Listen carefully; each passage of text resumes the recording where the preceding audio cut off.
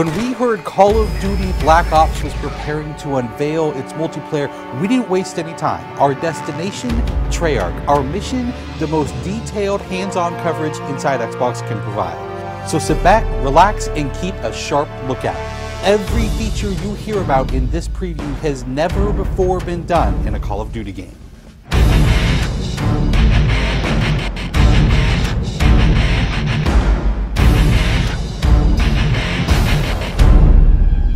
We begin where the multiplayer trailer for Black Ops left off, with theater mode.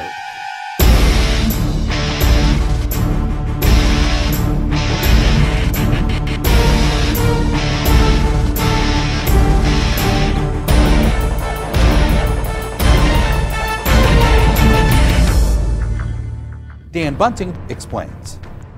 You can switch the camera from any player's perspective in both first person and third person.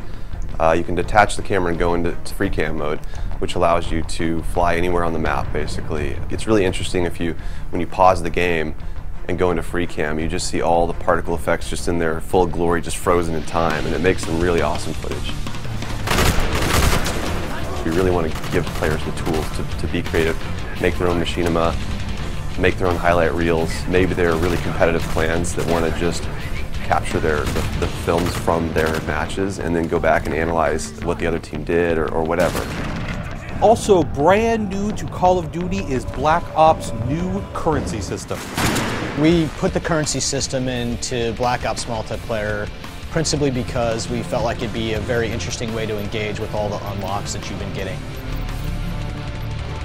So one of the things that's really fun about currency is instead of being specifically told at a specific level what you're going to get, we're unlocking features by level, but then once the feature is unlocked, you can purchase any component of that feature with the currency directly.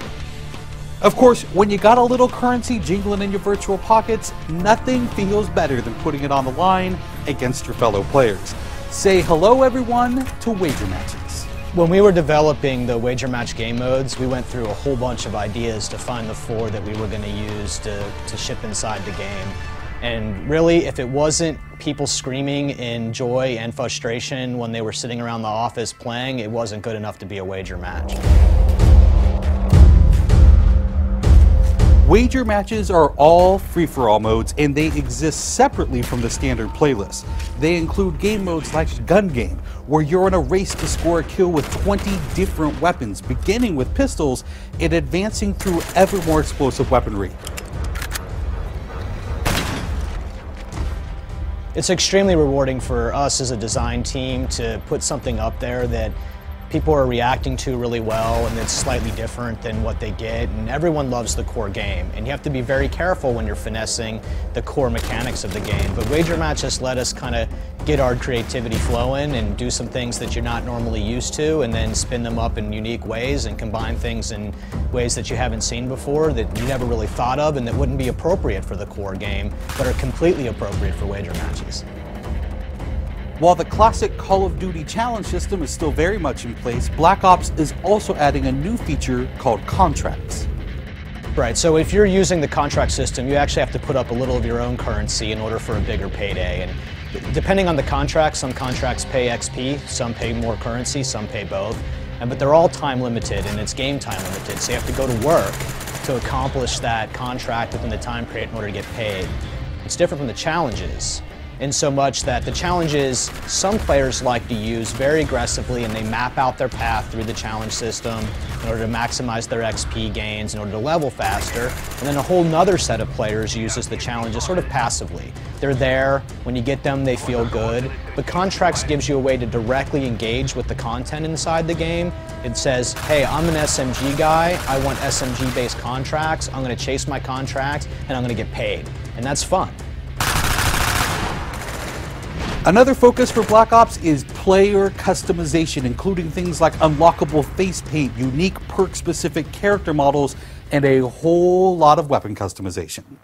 We've been we stole the line from Full Metal Jacket, this is my weapon, this is my gun, and we're chanting that around the office as sort of our mantra for this feature. Originally it started with one of our designers he just made kind of an offhand comment one day where he said, you know, I really have a certain attachment to the weapon that's my favorite. I want to make that weapon mine, and that was all it took. So from there it was just, what are the things that are cool? It's like, put your clan tag on your gun, of course. And we've got, the Emblem editor by itself is an element of creativity for players. And then the reticles, of course, so why not give people the option to select what kind of red dot they have. Maybe they don't like a dot, maybe they like a circle, maybe they like a triangle, maybe they like a standard crosshair, maybe they just want a line. And then there is combat training, which allows you to get comfortable with the trappings of multiplayer by competing in matches against AI-controlled opponents.